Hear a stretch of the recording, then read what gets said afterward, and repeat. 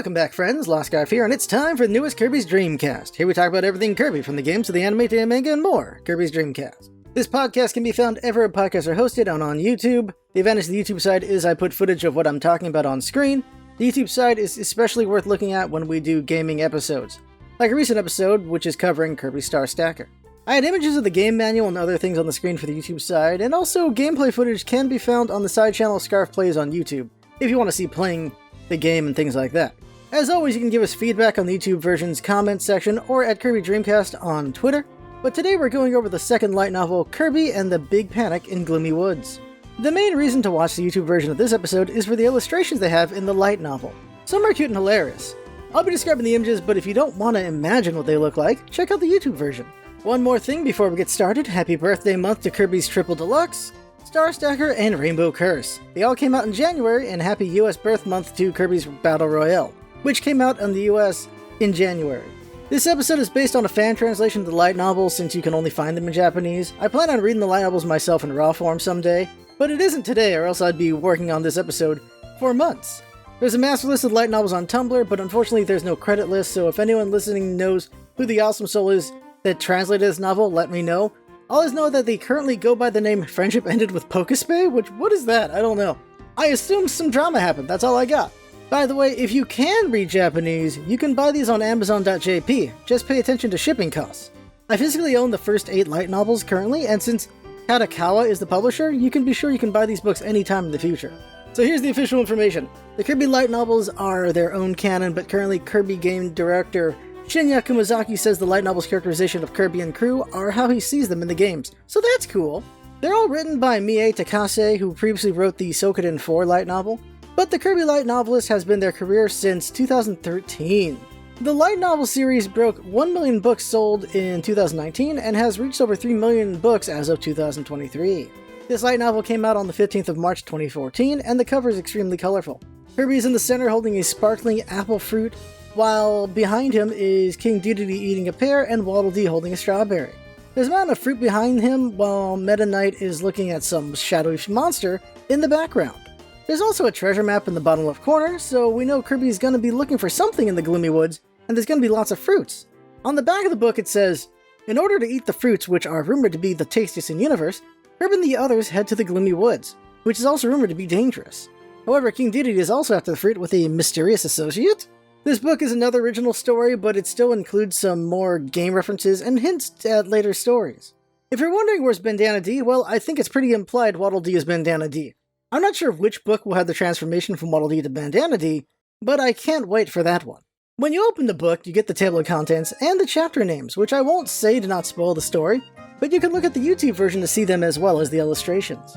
The first page is King Dedede holding fruits while Meta Knight looks at him with a sweat drop. The second page is Kirby happily sucking up a bunch of fruit, and unfortunately Waddle Dee is caught in the inhale.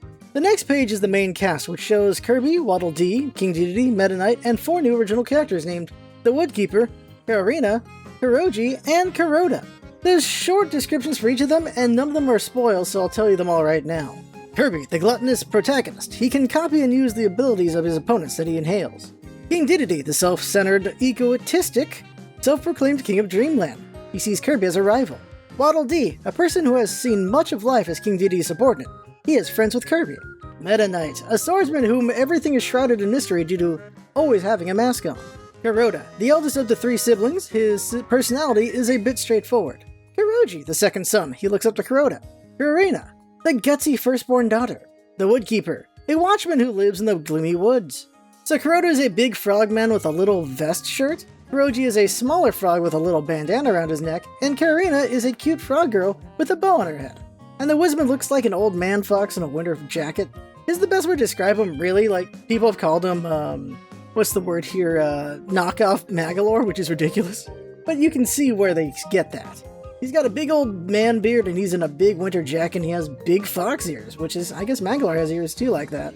So chapter 1 is titled, A Dubious Trio. The story starts in the dead of night in Dreamland with 3 frogs hatching a scheme in secret. From the first conversation we learn all 3's personalities. The biggest frog, Kuroda, likes to be called Chief instead of Big Bro, and he wants to steal all the something, and he has an ambitious personality. His younger brother, Kuroji, speaks more timid and accidentally calls him Big Bro instead of Chief, and he's the most cautious of the 3.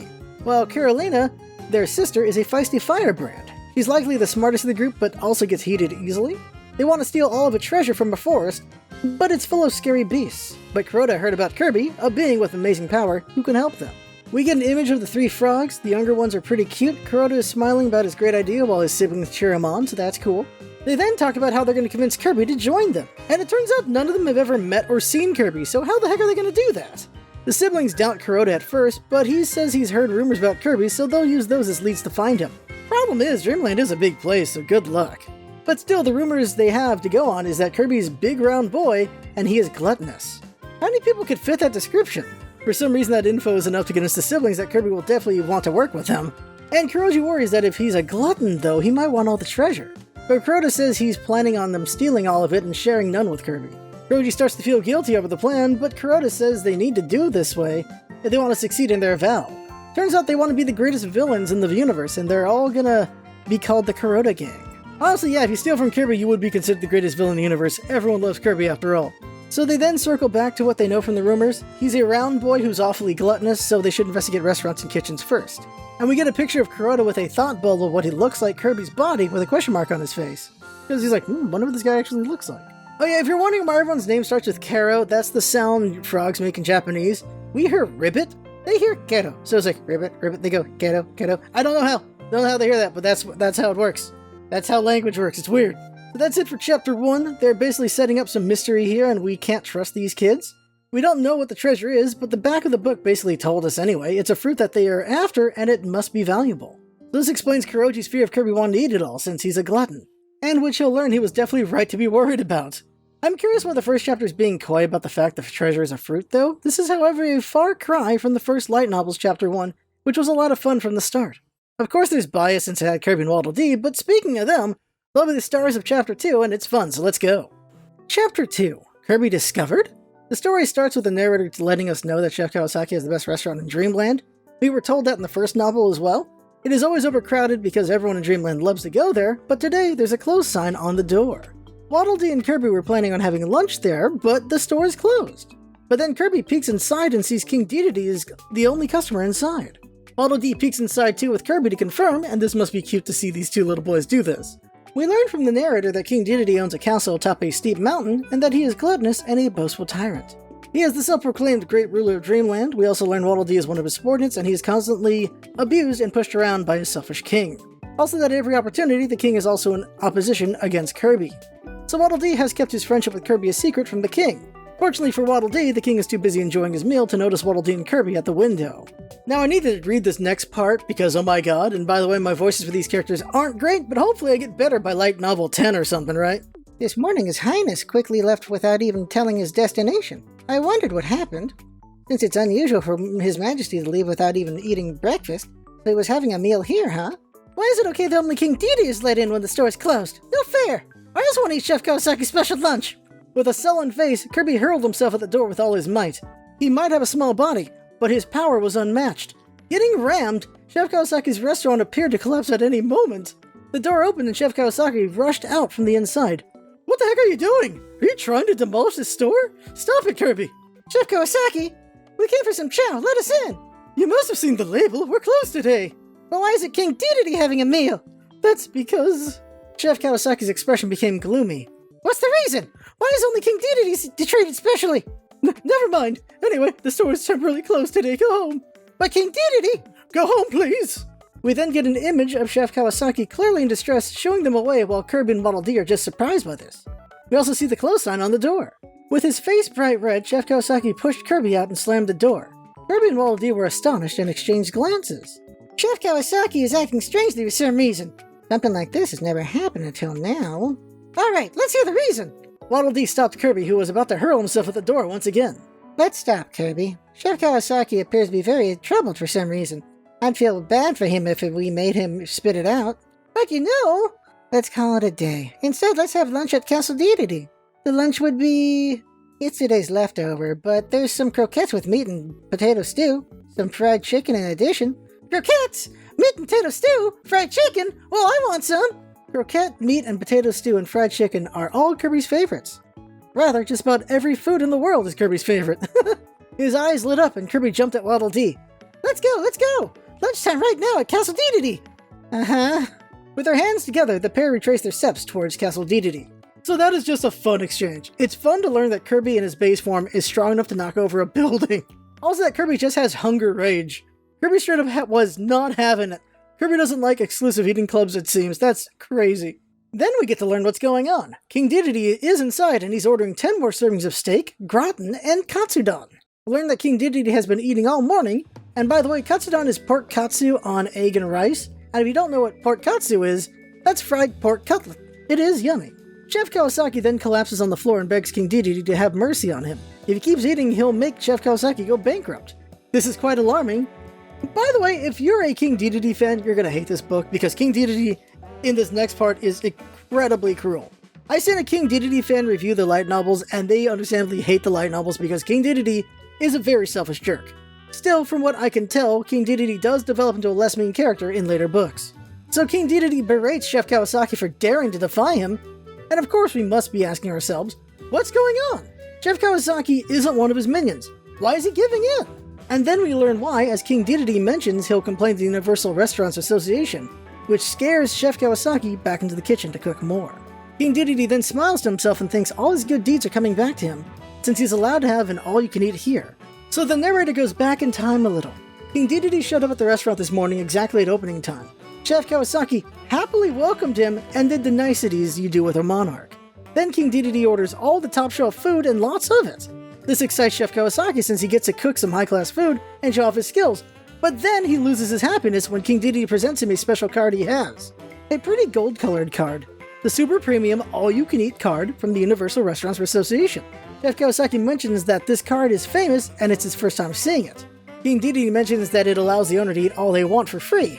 Then it dawns on Chef Kawasaki what this means, and we get an image of Chef Kawasaki shocked and in tears as a smiling King Dedede presents it to him. That's right, King Dedede's a jerk. Chef Kawasaki asks if King Dedede is really planning on eating all his food for free, and King Dedede greedily announces yes and then orders more food. First he ordered steak and roast beef and a whole roasted chicken. Next he ordered hamburger, barbecue, and ice cream.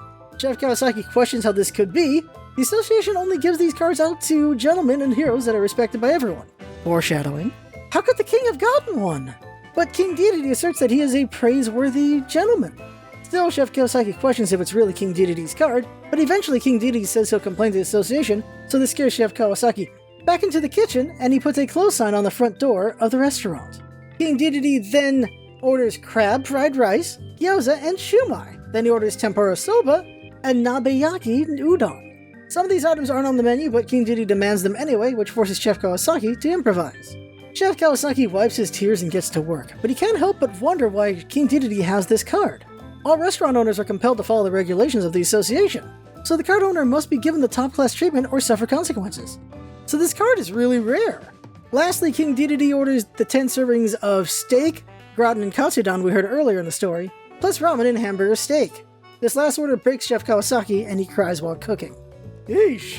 I realize I never mentioned these Asian foods were in this first light novel, so I'll do that now, this time with this book. So King Dedede has great taste. Gyoza is minced meat, mushroom, and veggie mix like pork and cabbage that you put inside a flour wrap and you can steam or fry them. Shumai is similar, but it's usually seafood like shrimp or crab, sometimes pork, and it's a flour wrap too, but it's usually an opening at the top. You dip both of these in a sauce and eat them. Tempura soba is a fried shrimp with soba noodle soup, and nabeyaki udon is similar but uses udon noodles instead. So yeah, King Dedede is really cruel in this book.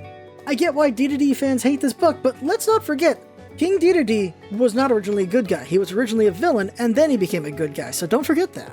So now back to the present. Kirby and Waddle Dee have left, but now the Frog Trio are in town and they're looking for Kirby.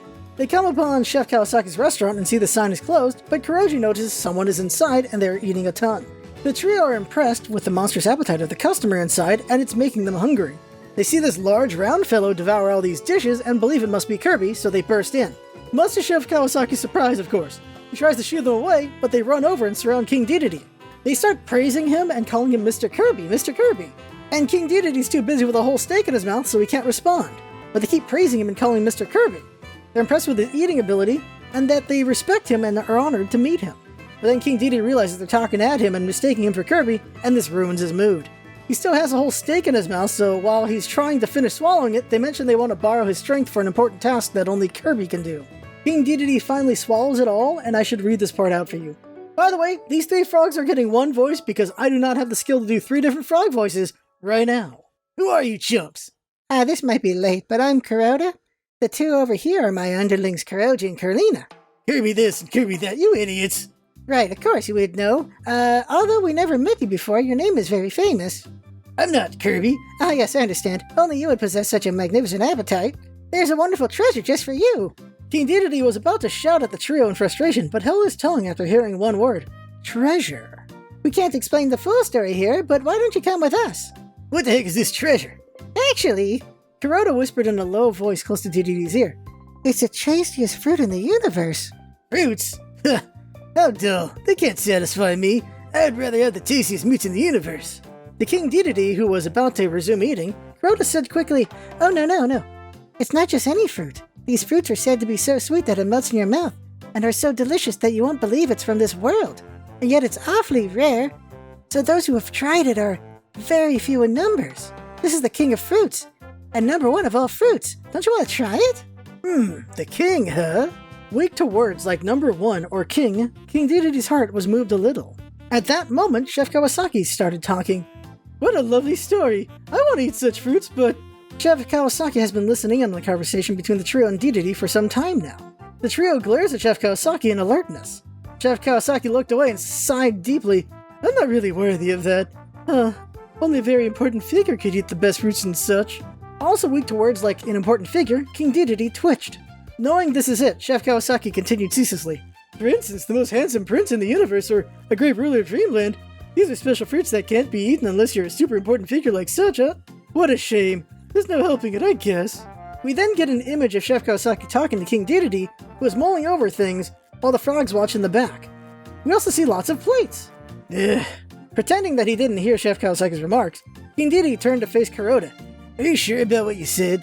Of course, we also obtained a special map which has the locations of the fruits written down.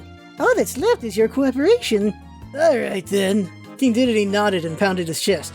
I, Kirby, will cooperate with you guys. Lead me to where those fruits originate from. Yes, sir! The trio raised their arms together.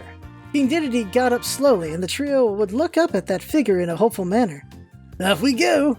Yes, sir! There's nothing to fear with Mr. Kirby on our side. The trio surrounded King Dedede and stepped out in excitement. So with King Dedede gone, Chef Kawasaki cries out with joy. He was able to get King Dedede to leave with some quick thinking. But then he realizes they must be talking about the Stardust fruits from Gloomy Woods, which is really dangerous. But he figures it can't be those since no one would be that foolish. So he then cleans up and reopens his store. He's got a lot of money and needs to recoup now. So that's it for Chapter 2, and again, holy crap, King Dedede. I'm not going to retread what I've already said, but wow, the author is not doing him any favors. Still, we're now getting set up with the plot. These 3 frog kids have King Dedede on their team, and they're going to scam him for lots of fruit. So you get what the author was doing here. They want you on the frog side, so you don't feel bad about them ripping off King Dedede later on, so that's why they make King Dedede so awful. Still, it is a rough chapter. Chapter 3. Getting information as a 2. As the sun sets, Waddle Dee worries about his king. He still hasn't returned from the restaurant. But Waddle Dee doesn't have much time to worry about his king, since Kirby is hungry and he impatiently asks for supper with fork and knife in hand. That has got to be either really cute or intimidating as heck.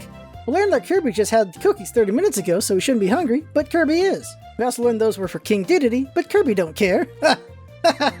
Waddle Dee accurately worries his king might have been dragged into some trouble, while Kirby also accurately states that King Dedede is usually the one who drags himself into trouble. Boosh. Then Kirby goes back to wanting supper, but Waddle Dee decides he needs to look for his king, and that supper will have to wait. Kirby is disappointed at first, but then quickly recovers and goes to help Waddle Dee. This shocks Waddle Dee at first, but then Kirby says he's doing it so they can hurry up and get to supper. Kirby shows his intelligence here. Kirby understands that they won't be eating as long as Waddle Dee is worried about his king. Though Kirby's helping for selfish reasons, it shows he understands his friend as well. Eventually the two get to the restaurant and are surprised to see no close sign anymore. They go inside and ask about King Dedede, but Chef Kawasaki feigns ignorance. Waddle Dee glares at him, and eventually Chef Kawasaki gives in because he doesn't fear Waddle Dee, but he does fear Kirby, who's next to him. We then get an image of a miffed Waddle Dee questioning Chef Kawasaki. So Chef Kawasaki tells him 3 frogs came in looking for Kirby and mistook King Dedede for Kirby. This shocks Kirby to his core, and he nearly falls over. So I need to read this part, cause oh my god. Me for Dedede? This good-looking me for Dedede? Why the heck? Did those trio have bad eyesight or something? Who knows? I don't really get it, but anyways, they called Mr. Kirby and started talking. About what? If I remember correctly, they said that there's a tastiest fruit in the universe, I think. To get their hands on it, they wanted to borrow Mr. Kirby's power, you see. The tastiest fruit in the universe? Kirby was excited and did a somersault. What's that? I want some! Hearing that story, King Dedede impersonated himself as Kirby and left with the trio. This is all I can share with you. Why didn't you call me right away? The trio was searching for me, right? Kirby clung onto Chef Kawasaki. You're right, but King Dedede became interested in it. That's mean! How can he pretend to be me, when we don't even look alike at all? In any case, that's what it was. King Dedede and the trio left together, but I have no idea where they went after that. Chef Kawasaki continued with his voice even more lowered. Please keep what I said a secret. If King Dedede learns of it, he might take revenge on me. That nightmare will once again. Chef Kawasaki turned pale and shivered. Got it. We won't tell anyone. Promising to Chef Kawasaki, Kirby and Waddle Dee left the restaurant. As they walk away, the pair talk about the situation. King Dedede got dragged into something while Kirby interjects that he's dragging himself into something. Kirby then complains about King Dedede being mistaken for him some more. Kirby can't get over it at all. While Waddle Dee's trying to figure out what to do next, Kirby just keeps going back to the same subject. So this dialogue is pretty fun though, so let's read it. To begin with, why did they mistake me for King Dedede? What's so similar about us? Appetite, I guess? In any case, we gotta find His Majesty. Baby, can you cooperate with me? We're not alike at all! I'm not fat like King Dedede. I have a cute face and I ain't that gluttonous. Sure, that's true. Kirby, I'm asking you to cooperate. King Dedede's awful as well! How can he impersonate me? Kirby, I'm asking you... Geez, Waddle Dee, are you listening to me? Blind to his own faults, Kirby jumped at Waddle Dee. Yeah, I'm listening. If that's true, I could have eaten the tastiest fruit in the universe, and yet... It's frustrating, right? So let's find that trio and teach them a lesson. Yeah, let's do so! He barely managed to resolve the conversation. So then the pair of children decide to be detectives, and that's cute. They need some leads, and all they have is that the trio of frog kids were the ones looking for Kirby. So Kirby asks the first person he sees, and that happens to be Burning Leo. Ever since their encounter in the first light novel, Burning Leo has learned not to underestimate Kirby, so he gets really scared of him when Kirby approaches. But instead of asking about the trio, he asks if he and King Dedede are similar, which leads to Waddle Dee admonishing him. But then this dialogue happens, and this is also fun to read out. Burning Leo mused earnestly. Now that you mention it, you two might be alike. Eh? We get an image of Kirby shocked while Burning Leo and Waddle Dee have sweat drops. Kirby stumbled in shock. We're alike? Just how much? As much as Croquette and Menchi Katsu? I can't really understand an example like that. Just what is it so similar about us? Personality, I guess? Obsession with food, maybe? That I'm self-centered, doesn't listen to someone talks, and is greedy like King Dedede? Well... What? That's so mean! You're mean, Burning Leo! Kirby opened his mouth wide and looked like he could inhale Burning Leo at the moment. Ah, stop! Burning Leo held his head and laid down on the ground. Waddle Dee stopped Kirby in a panic. Waddle Dee reminds them they're trying to be detectives, and so they have to inquire people properly, not berate them like Kirby just did. By the way, croquette is basically fried mashed potatoes with corn and carrots and peas mixed in. You make a ball of it and fry it up, and it is yummy as all heck. Menchikatsu is fried minced meat, so same thing, you mash up some meat and put in some veggies, and ball it and fry it. It's also yummy as heck. They then move on and ask Mr. TikTok, who's a giant clock man with a big mustache. Waddle Dee starts to ask about the trio, but then Kirby interjects and asks about tasty fruit instead. Mr. TikTok says the tastiest fruit in the universe is bananas, but then admits he's joking. But then this exchange happens. Okay, here we go. I love bananas. We're like-minded, Mr. TikTok. That's right. And if I had to say it, I'm more of a melon guy than banana. I like both of them. Also I like strawberry, grape, apple, watermelon. Did you forget orange, Kirby? Yeah, orange is also yummy. Peach and persimmon as well. In addition, kiwi, grapefruit. It's uncertain how far the conversation will digress if Waddle Dee were to leave them to it. So then Waddle Dee says, "Let's go, Kirby." Grabbing his hand, Waddle Dee separated Kirby, who still seemed to have more to say to Mr. TikTok. Just funny dialogue.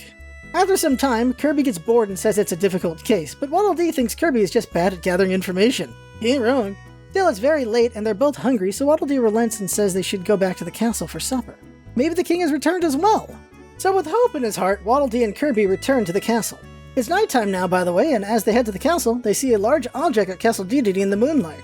It's an airship! Who could it be? Then they run to the castle together. So that's the end of Chapter 3, and this is the funnest chapter so far. The first two chapters were set up, but lacked Kirby and Waddle Dee being two brain cells together. They're definitely the heart of the novel so far. You can tell which chapters are my favorite based on how much dialogue I enjoy reciting.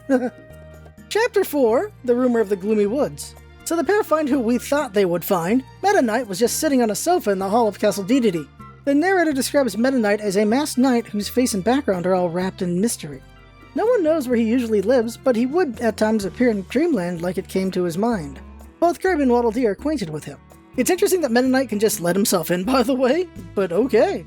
So Waddle Dee asks him why he's there. He was just there 3 days ago, so it's weird for him to be back so soon. But then Meta Knight tells them that he lost a very valuable card that is small and gold-colored. He thinks he might have dropped it while visiting Castle Dedede, and he apologizes for bothering them as well. Kirby asks what the card is for, but Meta Knight thinks it would be best if he doesn't answer, but warns them not to use the card. It would be very bad if they misused it. So, we know King Dedede has already done that. Meta Knight then tells them to warn King Dedede as well before he moves to leave. Then this fun conversation happens. Now then, excuse me. Waddle Dee called out to Meta Knight, who got up and started walking. Please wait, Lord Meta Knight. In truth, I refuse, said Meta Knight without even hearing what he was about to say. What? But I didn't say anything yet. At most, it's probably that you wanted me to lend you guys my strength. You're right. How did you know that? Your face looked troubled, you know? Sorry, but let me return. It's not worth it to get dragged in you guys' affairs. You can't be serious. Farewell. Shaking off Waddle Dee, who was ready to cling onto him, Meta Knight suddenly turned his cape and was about to leave the hall. Behind his back, Kirby shouted out at him. Wait, Meta Knight! There's just one thing I want to ask before you leave. About what? Meta Knight paused and turned around. Kirby glanced at Meta Knight with his eyes raised and asked with an unusually serious voice, Do you think me and Dedede are alike? What? Meta Knight was taken aback and replied, What's with this question out of nowhere? It's fine, so answer it. Well, in terms of resemblance, you guys are alike. I might have thought so for some time now. Is that what it is? He would pass what he heard from Burning Leo as a joke, but there's definitely some weight in Meta Knight's words. Kirby said while staggering, Are we that alike? Just how much? As much as croquette and menchie katsu? As much as fried rice and pilaf? Or even as much as curry and hayashi rice? While prattling, Kirby gets stirred up and is teary-eyed in spite of himself. What? What's wrong, Kirby? We then get an image of Kirby crying while Meta Knight is just confused. We also see 2 dishes in the image as well. This would be, of course, fried rice and rice pilaf. Fried rice is a pan-fried rice that has egg, meat, and veggies, while rice pilaf is similar but it doesn't use eggs, and has the rice cooked in a stock or broth in a pan. Also, pilaf has spices added to it. As for curry and hayashi rice, curry is a thick sauce meat and veggie dish with lots of spices, and served with rice, while hayashi rice is more like a hearty stew served with rice. I'm starting to realize that all of Kirby's comparisons are Asian dishes with more Western dishes, and that's interesting. So more dialogue. Kirby urged Meta Knight with a frantic look. Tell me clearly, which one's croquette and which one's menchikatsu? I don't grasp the meaning. Don't ask the question, Meta Knight!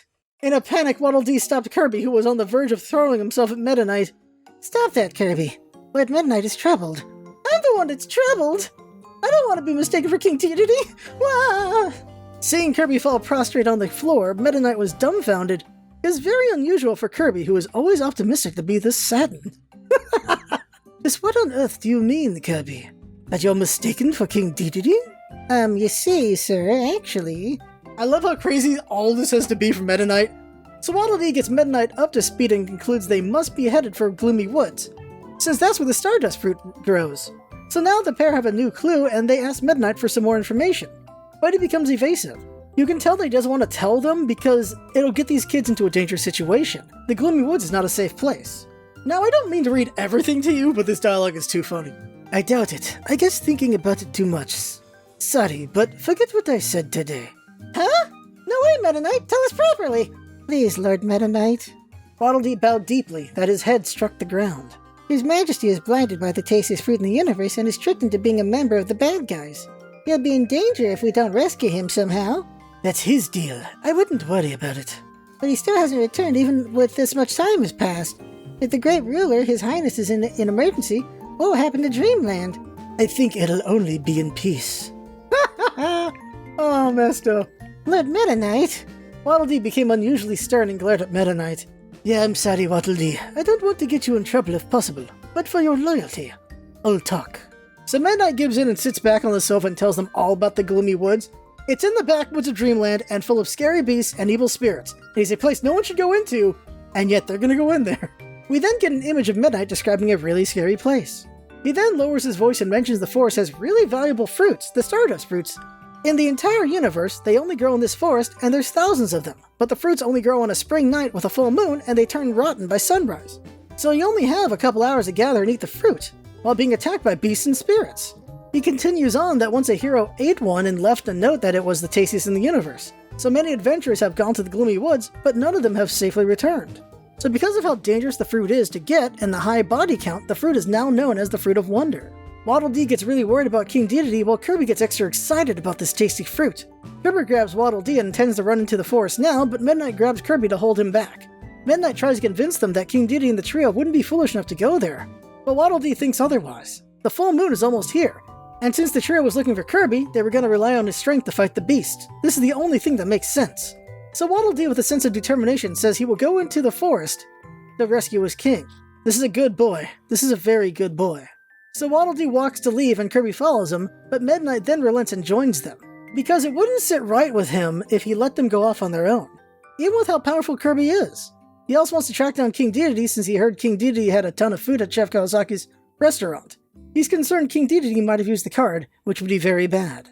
Now, before they can leave, Midnight stops them again. He tells them they should rest for the night and head out tomorrow. Waddle Dee says King Dedede might be suffering in the woods or tortured for getting caught impersonating Kirby, but Midnight assures them that King Dedede won't be in the forest until the full moon.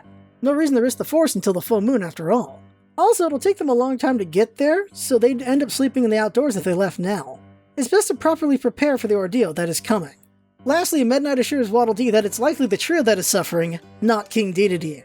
And though he was joking, Midnight wasn't wrong. The story then shifts to King Dedede and the trio of Frog Kids. They finally arrive at the trio of Frog Kids' home, and King Dedede complains that his legs are stiff from all the walking and plops onto the sofa. Kuroda complains in a whisper that King Dedede walked like a slow log, though. King Dedede then complains about the long walk, and Carolina complains he barely walked at all, though. He impatiently says he wants to eat the tastiest fruit in the universe, and Kuroda reminds him that it has to be a full moon. King Dedede then complains his legs and back are tired, and Kuroda takes this as a cue to massage him. We see an image of Kuroda and Kuroji tending to King Dedede with his face down and his butt up. So face down, ass up, it's ridiculous. While Carolina looks on unhappy. Carolina can't believe how pathetic her brother is being, but he says they gotta do it if they want his cooperation. Carolina thinks King Dedede is being too selfish though. Turns out that during the whole walk to their hideout, King Dedede was pushing them around. He kept complaining about the walk and asking for a piggyback ride and wanting something to eat. Surprisingly, they actually carried King Dedede using a platform and pulling him to the hideout. Now that's some high-level laziness. Even while they were pulling him, he would yell at them to speed up. You get why they would be mad at him. Even though they were worn out, King Dedede demanded dinner while lying on his belly on the sofa. Carolina yells at him and calls him a stupid pig, but King Dedede either didn't hear it or tests them by asking what he said. In a panic, Kuroda assures Mr. Kirby that it was nothing. King Dedede then says, "Alright, I was Kirby, I forgot." This puzzles Kuroda, but King Dedede quickly changed the subject to ask about the tastiest fruits in the universe. Kuroda opens their window, showing the gloomy forest, and he describes the place. It's a mysterious forest that isn't recorded on any map. It's swarming with monsters and no one has gotten out of there. This piques King Dedede's curiosity. Seeing King Dedede's excitement motivates the trio, but then King Dedede thanks them for braving the forest to get him his fruit. Carolina then gets mad and reminds him that they need his power to get their hands on the fruits. They need his strength to scare off the beast and his inhale ability to pick all the fruits. This gets King Dedede's attention. They need him for the inhale ability? Kuroda then reiterates what we learned from Meta Knight. The fruits only grow one night and go bad by morning, so they need to quickly get them while dealing with the monsters and the pitch black darkness. With the inhale ability, they could pick all the fruits quickly. They'd be too slow if they did it by hand, so that's why they came to Kirby. Apparently the rumors are that Kirby is strong enough to move a mountain in one breath. Also that Kirby is the greatest hero in the universe, so with his power, the fruits will be theirs. They then do lots of praising of Mr. Kirby while King Dedede gets madder and madder, to the point he yells at them to be quiet, which confuses them. We get an image of exactly that next. Kuroda and Carolina are confused while Kuroji is scared, and we see an angry King Dedede. King Dedede complains that they're praising Kirby too much and that they should be praising him, which confuses the trio even more. King Dedede then remembers that he's supposed to be Kirby and recomposes himself, and says they shouldn't be praising him so much, and to hurry up and get him his food. So the trio start liking him again while they cook, thinking he's actually a good, humble guy. Somehow they forget about all the selfish stuff he did up to this point because they hyped him up so much for themselves just now. King Dedede then sits back on the sofa and thinks about the inhale ability. He has a strong inhale too, but he admits it isn't as strong as Kirby's. He figures he'll keep faking for a while longer. Once they lead him to the fruits, he'll order them to gather the fruits by hand anyway to compensate for his inability to inhale all the fruits like Kirby could. The narrator tells us that by nature King Dedede is an optimist who works their subordinates like slaves, so he's sure things will work out. The last line is King Dedede starving and wishing he brought Chef Kawasaki with him. So the first half is pretty fun with all the Meta Knight, Kirby, and Waddle Dee stuff, then back to King Dedede being pretty insufferable. A bit of an uneven chapter, but they really want to hammer home that King Dedede is the bad guy here. Chapter 5. Which one is Kirby? The title gives it away a bit, doesn't it? So first thing in the morning they boarded Meta Knight's airship and arrived at the Gloomy Woods by early evening. Wow, that's a really long flight. They land nearby and Meta Knight points them to the forest. Kirby immediately runs towards the forest, but Waddle Dee holds him back. Apparently Waddle Dee is really strong if he can hold back Kirby, right? Meta Knight says they should split up to search for King Dedede, but Kirby wants to just go get the fruits. But they eventually convince Kirby not to go because it isn't a full moon until tomorrow night, so the fruits aren't growing yet.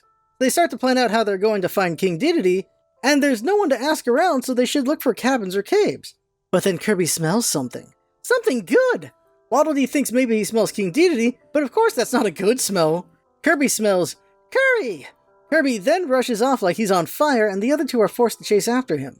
So we get an image of Kirby running with drool coming out of his mouth, and Waddle Dee and Meta Knight chasing him. As Kirby runs, he mentions he loves curry and pickled leeks, and fukujinzuke.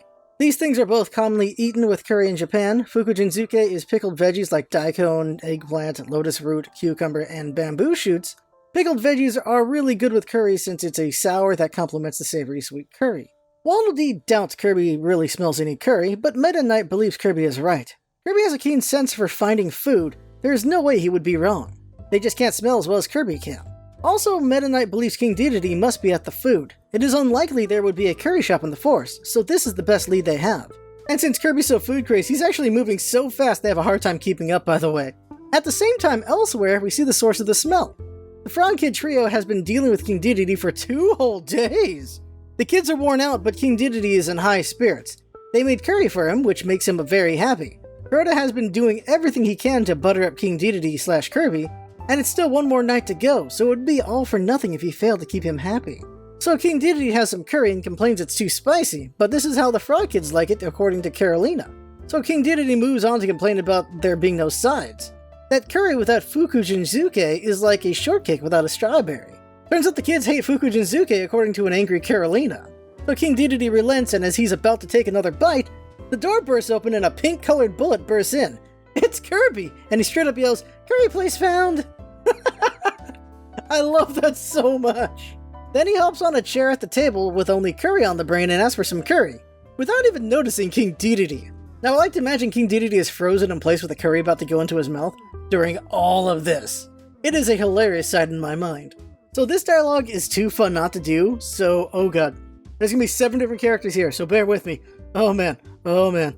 I would like some curry, sweet flavored please, with heaps of fukujinzuke as well. Who the heck are you? Carolina said with her eyes goggling. This isn't a curry shop. Yeah, she's right. Get out, said Kuroda and even Kuroji together, and were about to chase him out. And Kirby stared blankly and asked, Huh? It's not a curry shop, but it smelled so good. What shop is it then? This is not a store. You'll be amazed to hear that this place is, you see, Kuroda Gang's hideout. Big brother! What the heck are you blabbing about? In a hurry, Carolina shut Kuroda and scowled at Kirby. In any case, this isn't a curry shop. Leave. Huh? But there's this yummy-looking curry over there. With a drooling face, Kirby fixed his eyes on the serving of curry placed on the table. He then casually raises his eyes, where then... Huh? King Dedede? You turd. The king noticed Kirby from the moment he barged in. It's just that he didn't know how he should react, and was all stiff with a spoon clutched in his hands. Kirby opened his eyes wide and stared at King Dedede, but suddenly made a menacing look and banged the table in protest. Why aren't you letting me have some curry when you're letting King Dedede have some? I want some curry too! That's why we said our home isn't a curry place. No, hold on a second. Kuroda interjected. Who's King Dedede? Who? He's right in front of you! Kirby pointed at King Dedede. I just like to imagine a very angry Kirby pointing at King Dedede. Also, wow, Kirby really gets ragey when you don't share food with him. I love it so much. Turns out if you want Kirby to become a villain, just deprive him of food. That's all you gotta do. That's all you gotta do. So Kirby starts getting mad at them mistaking King Dedede for Kirby, and yells out this fun bit of dialogue. Getting more and more angry, Kirby jumped up and down on the chair. You're calling King Dedede Kirby? Huh? How are you mistaking him for me? Is me and Dedede that alike? As much as Nukumon and Anmon? As much as Oyokudon and Katsudon? As much as Yakisoba and Yaki Udon? Or even as much as Kampyo Pimaki and Takuan Maki? Wiping tears flowing from his eyes, Kirby shouted, "Fine! Even if everyone on Earth can't tell Kampyo Maki and Takuan Maki apart, I'm Kirby, not King Dedede!" I beg your pardon? What did you just say? Carolina, the most cool-headed among the three, pressed Kirby. Kirby turned towards Carolina with tears in his eyes. "Even if everyone can't tell between Kampyo Maki and Takuan Maki." "Not that one. Yeah, Kirby, you said. But what do you mean? This person is Kirby, no?" Carolina pointed towards King Dedede. Kirby shouted while hopping up and down. Alright, a lot of foods to talk about here. Nukumon is a steamed pork bun, while Anmon is a steamed red bean bun. Oyokudon is chicken and egg rice dish. It's kind of a messed up joke because Oyoko means parent and child, and Don means rice bowl. In case you don't get it, the chicken is the parent, the egg is the child. Katsudon was mentioned earlier. This is a fried pork cutlet with egg and rice. Yakisoba and Yaki Udon are two different kinds of noodles that are fried. Kampyo Maki and Takuan Maki are two types of sushi roll. Kampyo uses gourd as the filling, while Takuan uses pickled Takuan as the filling. Oh, by the way, I've eaten everything Kirby has been talking about in this book, minus Kampyo Maki. Never heard of that one until this book. Then they argue a bit over who's actually King Dedede, because Kirby insists it's him, but they think King Dedede is Kirby, and we get an image of the Frog Kids being shocked while Kirby and King Dedede yell at each other. So for the Frog Kids, there's two Kirbys, and they don't know how to figure out which one is the real Kirby. So the kids argue over who's real too. They can't figure out who it is, because they're both round, and they won't stop talking about food. Then Waddle Dee and Midnight finally catch up, and they both go to King Dedede and call out his name. And the Frog Kids are thrown for a loop even more. King Dedede, however, says they're all conspiring against him, and he is, in fact, Kirby. This, of course, confuses Waddle Dee and Meta Knight and angers Kirby. Carolina then pulls out her notepad full of Kirby trivia and says Kirby can use the copy ability. King Dedede, of course, doesn't know what he can do here since he doesn't have that. But Kirby jumps in first to prove himself, so a hilarious moment happens. "I can copy, that's my special skill, look!" Kirby turned towards Waddle Dee. Waddle Dee became terrified and drew back. "Kirby? Don't tell me I'm the one. Stop! Sorry, Waddle Dee, just bear with it for a little bit while, okay? 1, 2... After breathing out deeply, Kirby inhaled with all his strength. Ah! We get an image of Waddle Dee crying as he is getting pulled towards Kirby, who is inhaling at him. Poor Waddle Dee. So Waddle Dee flew in a straight line and was inhaled by Kirby. "I'll inhale him. With this, Waddle Dee's power is mine to..." Kirby suddenly realized in mid-sentence. Waddle Dee had no real special ability. Even if he inhaled him, he couldn't copy his power. So King Dedede capitalizes on the situation and points that Kirby didn't copy anything. But then this happens. "Nah, I did copy his power," said Kirby in a panic. "Then how about you show me the ability that you copied?" Fine! Kirby girded his loins. He breathed deeply and mimicking Waddle Dee's voice. How do I mimic two voices here? "I'm Waddle Dee, His Majesty's servant. Delicious cookies have been baked, Your Highness." King Dedede was dumbfounded for a moment, but soon came to his senses and started laughing with his stomach held. "You nitwit, that's not copying, that's just imitating. Besides, it's not alike at all." I'm Waddle Dee. "There's no use struggling, Kirby, it's your loss." King Dedede quickly realized mid-sentence and held his tongue. But it was too late, however. Carolina pointed at King Dedede and yelled, "You said Kirby, huh? In other words, you're the fake." Drat. So then King Dedede runs at the door and runs into the forest. That was all so hilarious. I love this so much. It's just so much fun. So Kirby does chase after King Dedede, but King Dedede easily gets out of sight thanks to all the thick trees and rocks and such.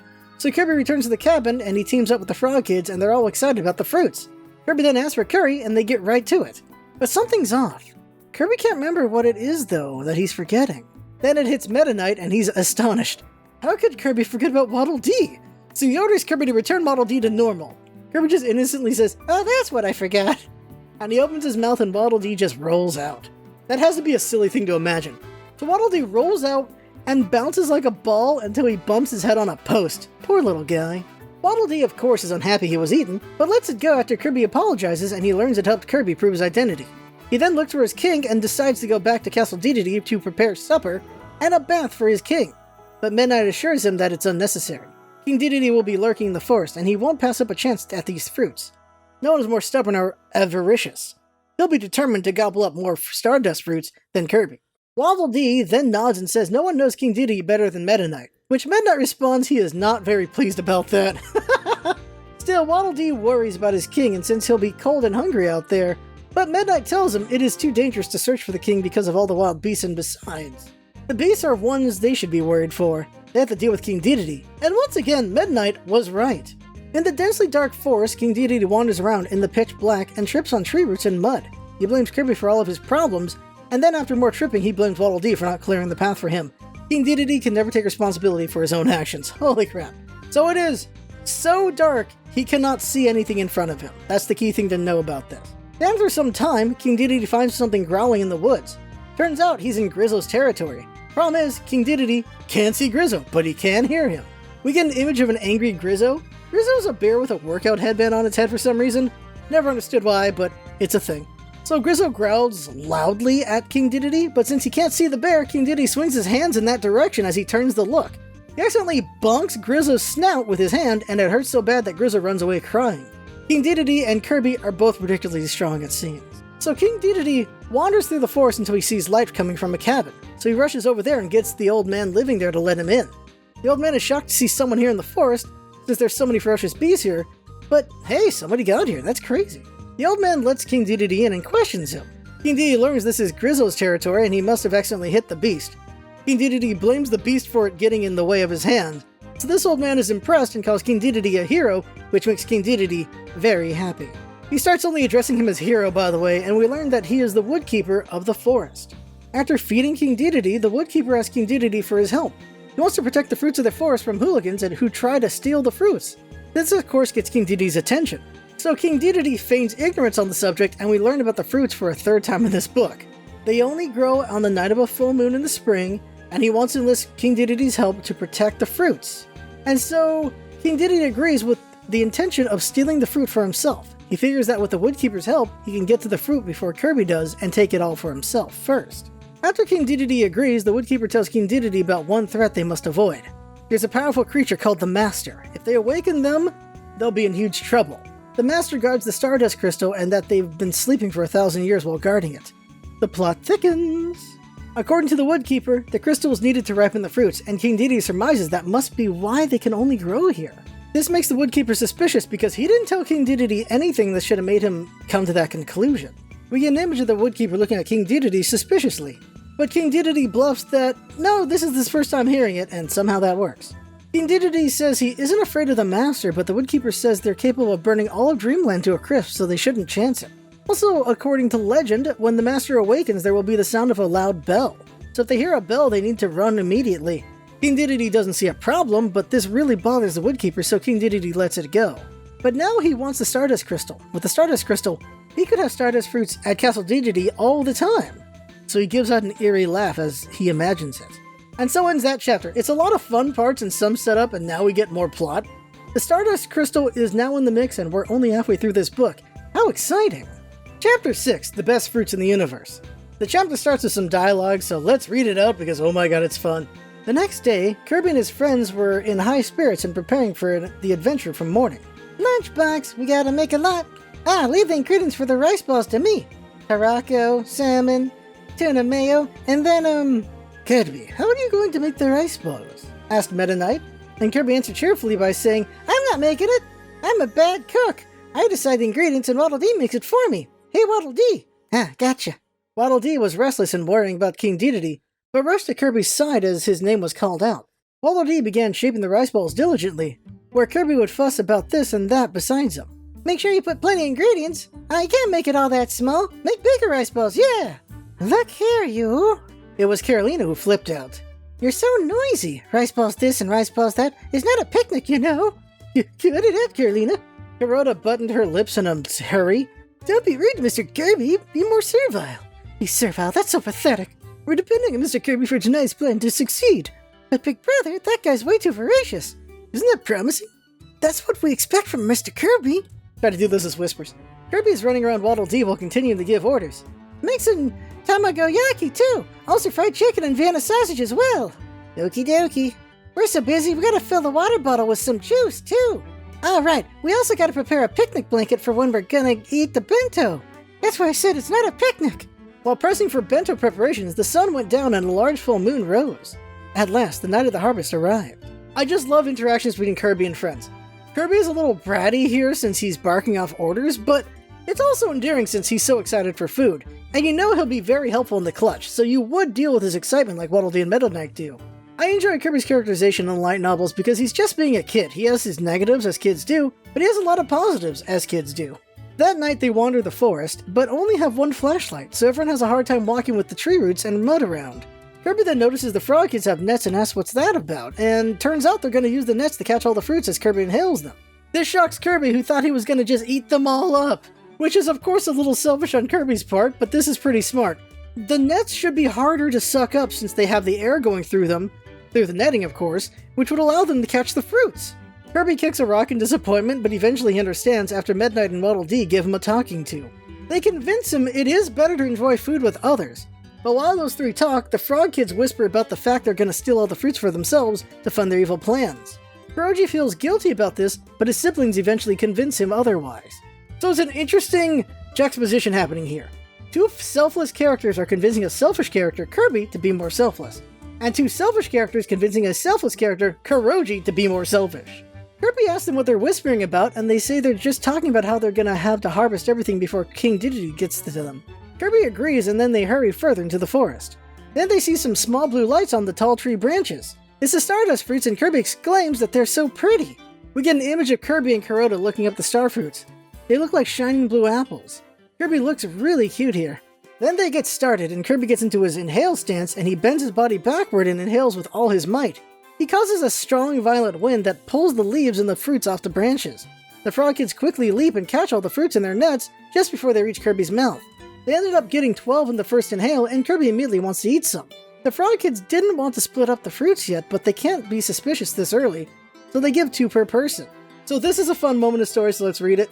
So this is the fruit of wonders, said to be the tastiest in the universe. It's very beautiful. It looks more like a jewel than a fruit. Meta Knight held the fruit up and sighed. Waddle Dee stared at the 2 fruits placed in his hands and said excitedly, "It's too good to eat." "Really? Let me have them." "Stop it, Kirby." In a hurry, Waddle Dee tossed the fruit into his mouth. As soon as he did, Waddle Dee had such a gleeful look that he appeared to be charmed. He could only let out a sigh, and he's in a state where not a single word could be uttered. Kirby, Kuroda, Meta Knight, and the rest also tried the small fruit. Like Waddle Dee, Kuroda and his siblings were at a loss for words, and their expressions showed great delight. Kirby jumped up so high that he hit his head on a tree branch, and also bumped his head on the ground as he fell. As anyone could expect, Meta Knight calmly reacted as saying, "Indeed, how wonderful." Forgetting the pain from bumping his head, Kirby shouted in a loud voice, "Isn't it so wonderful? It's 100 times tastier than what I imagined. I didn't know that a fruit like this exists in Dreamland." "Its reputation as the tastiest in the universe is no joke." "Just 2 is way too little. I want way more than this." "That's the spirit, Mr. Kirby," said Carolina. "There are way more fruits deep within this forest. Unless we harvest them all tonight, they'll all rot to waste." "That's a shame!" "Right? So let's hurry towards the inner part of the forest." "All right, let's do our best." Kirby rushed toward the inner part of the woods with great vigor. He would immediately trip on a tree root and roll over, but wouldn't bat an eye to such pains. He's completely captivated by the Stardust fruits. Waddle Dee said sorrowfully while running after him, "It would be great if His Majesty was also with us. I wonder how he's doing right now. If it was me, I might have fainted in fear." "Don't worry about him, Waddle Dee," said Meta Knight. "King Dedede isn't someone to get wound up from darkness. By now, he's probably running around the woods with much enthusiasm." Turns out Meta Knight is 3 for 3 because King Dedede is doing exactly that elsewhere. King Dedede already drops his act and immediately wants to get all the fruits in the forest, but the Woodkeeper screams they're supposed to be defending the fruits. But King Dedede insists he deserves some as a reward. 10, 20, 100, no, 200 fruits should be his reward. So the Woodkeeper relents and says King Dedede will deserve a few as a reward. For the most part, the Woodkeeper is forced to chase after King Dedede with a flashlight in hand because King Dedede is too excited and running around. After a bunch of running around, King Dedede sees a large glowing red fruit on a tree and immediately takes a bite. Key thing, I said a big red fruit. King Dedede enjoys the flavor but learns from the Woodkeeper that this isn't the Stardust fruit. Well then, what is it then? Surprise, it's the Miracle Fruit! If you're a Kirby game player, you know what this is. And it's crazy to see it here in the second light novel. Upon hearing it isn't the Stardust fruit, King Dedede tosses the fruit away. Wow, just wasting food because it isn't the food he was hyped about, what the heck? Think of it as an appetizer, come on! The Woodkeeper points out the Stardust fruit in the distance, and they're blue and white and small. Once King Dedede got into position, he was about to inhale all the fruits, but the Woodkeeper stops him. He tells King Dedede that the fruits have a very dangerous pit and that it's very sharp and would cause King Dedede lots of pain if he swallowed them whole. Apparently it's so painful it would give King Dedede a tummy ache for a week. This is enough to give King Dedede pause. The Woodkeeper assures him that he'll remove the pit for the king. We get an image of the Woodkeeper explaining about the seeds to King Dedede and the image of a seed that does look really pointy. So King Dedede relents and he won't inhale all the fruits, and the Woodkeeper will gather them one at a time for him to eat. King Dedede then thinks about how the Frog Kids never mentioned this, and he thinks Kirby will get a tummy ache from inhaling all the fruits. For the briefest moment, he feels bad for Kirby, and then goes back to being happy Kirby will get a tummy ache from the fruits because he thinks Kirby deserves it for being so annoying. Yeah, they really made King Dedede a jerk here. But even with his thoughts, King Dedede still feels a little concerned for Kirby, so there's still hope for the king. So King Dedede relents and agrees, and then the Woodkeeper tells him he needs to ride his shoulders to make it easier to travel around and protect the fruits. This of course is humiliating to King Dedede, but he endures it for the fruit. So the Woodkeeper finally gets a Stardust fruit and King Dedede wants it, but the Woodkeeper pops it in his mouth and enjoys the flavor. King Dedede thinks he saw him do what I just said, but the Woodkeeper assures King Dedede he carefully peeled it first. This goes on for a while with King Dedede wanting the next fruit, but then they hear a large beast up nearby. The Woodkeeper says it's Fire Lion! This is a classic Kirby game boss? Well, it's one of the sub-bosses from Kirby's Adventure. It's literally a lion that's on fire. That's really what it is right there. It's also in the anime. King Dedede says he's not afraid of the Fire Lion, and the Woodkeeper applauds him, and then he backs off so King Dedede can fight it. We get an image of Fire Lion and King Dedede facing off and looking at each other menacingly. King Dedede isn't in the mood to fight though, so after hearing Fire Lion growl at him for a bit, King Dedede shouts at Fire Lion to be quiet and not to be in his way. The shout is so loud it shook the air in the woods, and Fire Lion immediately just goes out in its flames and runs away scared. King Dedede looks at all the beasts of this forest as nothing but scaredy cats, and considering how well King Dedede's handled these beasts so far, King Dedede's kind of OP, holy crap. When the Woodkeeper returns, King Dedede asks for some Stardust fruits, but the Woodkeeper says he dropped them all and so they'll need to go find some more. We can safely assume he ate all the fruits while King Dedede was distracted. Since the narrator mentions the Woodkeeper does a chewing motion whenever King Dedede isn't looking, so yup. So he convinces King Dedede to let him ride him some more, and they'll venture deeper to look for more Stardust fruits. While they do that, the Woodkeeper quietly laughs to himself. He admits there aren't any seeds to himself, and that this hero is simple to deal with. He then makes an ill-natured look, which King Dedede can't notice. So another fun chapter with cute characterization for Kirby and crew, while King Dedede is being manipulated by someone or something evil. Also, wow at seeing how strong King Dedede is by seeing how weak Fire Lion is. Holy crap. Chapter 7, a new copy ability. Ooh, that's an exciting title. So during the night they would gather more and more Stardust fruits, and Kirby would ask for more to eat. But the trio would ignore Kirby. The argument was that instead of eating them bit by bit, Kirby would have more fun eating them all at once at the last minute. Kirby doesn't like the idea and he says he's hungry, but they counter with the fact Kirby has a bento, so he should eat that. Still, Kirby wants Stardust fruit more than bento, but they push Kirby to inhale more fruits for the sack. Kirby starts getting tired and sluggish, and using the inhale ability multiple times without reward was causing Kirby to lose steam. I totally get it. Who wouldn't want more of something so tasty and become impatient, right? Finally, Kirby falls to the ground and stomps his hands and legs. Kirby's having an understandable tantrum. Meanwhile, Meta Knight says something feels off, and then he notices. The fruits in the trees have been decreasing in a certain area, and he has Kuro to shine his light in that direction. Then they see why. There's a huge building here! Since it's pitch black in the forest, the only source of light is the flashlight and the fruits. This huge building was blocking a bunch of fruits, so there was a lack of light in that direction. How clever of Meta Knight to realize this. So they found a huge stone building covered in ivy. At some point it might have been elegant, but time has done a lot of work against it. Kirby finds this as a great opportunity to rest and runs into the building. Waddle Dee tries and fails to stop him while Meta Knight warns him it might be a monster nest, but Kirby is sure he'll be alright and jumps into the building. Meta Knight and Waddle Dee quickly give chase while the Frog Kid trio nervously follow. There's a problem. This was their chance. This is the best time for the Frog Kids to get away with the fruits, but I guess they greedily planned to get more? They shouldn't have. This was a good time. But that's the thing about greed. When you are being evil and greedy, you want all of the thing, and when you do that, trying to be a completionist, it ruins your plans. Kirby then hears a beautiful bell as he comes in and wonders if it's a welcoming bell. Kirby then yells good evening, and this of course would alarm us, the reader, since we know what the bell's supposed to mean. Kirby gets no response as he ventures deeper into the building. But then someone yells at him to stop walking. Then Kirby looks up because the voice is coming from the ceiling. They yell at Kirby to leave while he can since the bell of the Master's Awakening has rung. Kirby though has no idea of the legend and is just confused. So Kirby asks who the Master is and the voice clicks their tongue and comes down. So it's that thing some people do was like that sound. Like sounds weird, doesn't it? Trying to do it on mic. But that sound, well, so it's a very Japanese thing. I think for the West, the equivalent would be like just a sigh, like that kind of just making a noise to show your annoyance. That's really what it is. So out of the shadows comes a gold-colored bell person about the same size as Kirby, and they have small legs and wings. Kirby politely says good evening and introduces himself, but gets interrupted when the bell person yells at Kirby to shut up and get up because they aren't gonna give them the crystal. Wow, that escalated quickly. Also, what a bell end. We then get an image of an angry bell and a shocked Kirby. Kirby backs off as the bell rushes him, and Kirby says he's not there to fight, but the bell calls him a thief and tells him to get out. Kirby says it's mean to call him a thief, he just wanted to rest, but the bell won't have it and keeps rushing Kirby, so Kirby panics and runs away. But the bell gives chase. So Kirby then runs into everyone else and Midnight draws his blade, but Kirby decides that if there's gonna be a fight, he'll take care of it and sucks up the bell. Kirby then gains a gold-colored bell hat on his head, and 2 bells appear in his hands. The Frog Kids are shocked and think it's a magic trick, but no, Midnight corrects them. It's Kirby's copy ability, and of course it's Midnight that explains this, just like the anime. By the way, Bell Kirby is my favorite modern Kirby ability. My favorite classic is Parasol. Carolina realizes that the reason Kirby couldn't prove his copy ability earlier last night is because Waddle Dee doesn't have a special ability.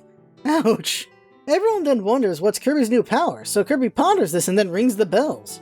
It's a beautiful sound and everyone enjoys it. Kirby then acknowledges it's a great sound.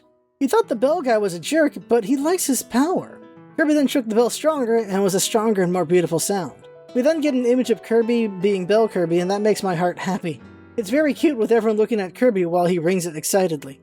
Kirby then rang the bell so much that Midnight started getting annoyed and told him to stop, but Kirby says he really enjoyed it. Kirby then realized that the bell could get really loud if he tried, so he did. Kirby shook the bell so hard that it shook the building and even shook the surrounding forest. Everyone frowned and covered their ears. It was too noisy. Kirby apologizes and then stops, and exactly when he does that, someone could be felt deep within the building. Of course, Midnight was the first to stand at the ready. But then what came next was a carefree voice. In comes another person who says, "Hey Ringo, what's wrong? It's getting really bothersome when you ring the bell this energetically." And then they realized they weren't talking to Ringo the bell. The creature was wearing a large hat and holding a broom in their hand. It's basically a part of them. And they broomed the whole time. While they were moving and talking, they were brooming the whole way. Then they asked, who were these people and where was Ringo? Eventually they learned Kirby inhaled their friend Ringo and they attacked Kirby too. Kirby then jumps and runs, which must have looked hilarious. Eventually Midnight stops the creature and tells them their friend is unhurt, just inside Kirby for now. Once he removes his hat, Ringo will return, so of course they want Kirby to do that now too. Midnight eventually calms them down again so they can explain the situation. Their name is Broom Hatter, a classic enemy from the Kirby games, and they're in charge of cleaning the house. In the games, the Broom Hatters can't stop cleaning, they must always clean things, so this fits very well. Something interesting is that Broom Hatter uses a masculine pronoun in the book. I always thought Broom Hatters were girls, actually. By the way, there's a lot of cute mentions of Broom Hatter and their broom. They're always holding it dearly or using it as a weapon or sweeping it with it as they move. We then get an image of Broom Hatter, which is a creature similar to Kirby, but they have a big hat and a broom in their hand, as mentioned before. So since they're in charge of cleaning, is Ringo the owner then? Also no, Ringo is Broom Hatter's pal and Broom Hatter actually has no idea who the owner is. We then learn that the master left a very, very long time ago and Broom Hatter's family has been cleaning the place for centuries and Ringo's family has served the master just as long. So the two of them guard the house despite the fact it's vacant.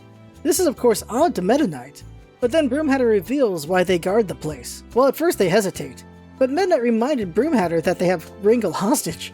That's a little messed up, but to save Ringo, they agree to tell them what's going on. And that's where Chapter 7 ends, a bit abrupt there. It's an interesting chapter.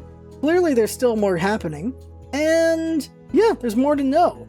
It's really funny with Ringo showing up and getting all mad at Kirby. I really enjoy that. It's just so funny to me. So let me tell you about Ringo, Broom Hatter, and I forgot one more thing about Grizzo. Grizzo first appeared in Kirby's Dreamland, and so did Broom Hatter.